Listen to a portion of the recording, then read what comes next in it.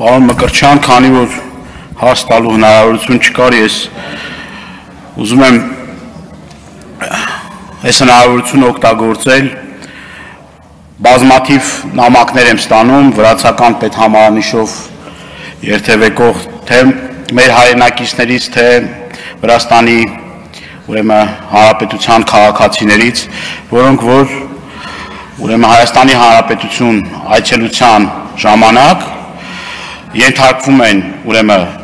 կողոպուտի, մարդկանց մեքենաների պետհամարանիշները գողացվում են, այնուհետև Telegram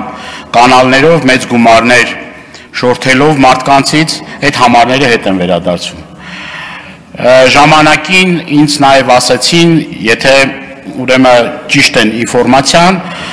այդ հնարավորությունը եղել է այդ համարանիշները տալու, բայց հիմա այդ հնարավորությունը չկա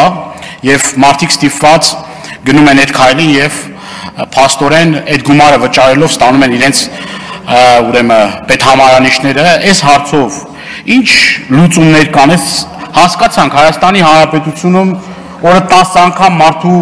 մեքենան կարան թալանեն, կողոպտեն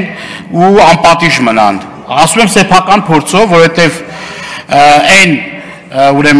ընթացքը, որը որ հենց մեր գործերին առնչվում, որևէ մի առաջընթաց չկա, կապված մեր հետ, բայց այս էլ մարդիկ են, որոնք որ մեր հանրապետություն են գալիս, գումար են ծախսում, օգտվում են այստեղի հյուրանոցներից եւ այս մարդիկ փաստացի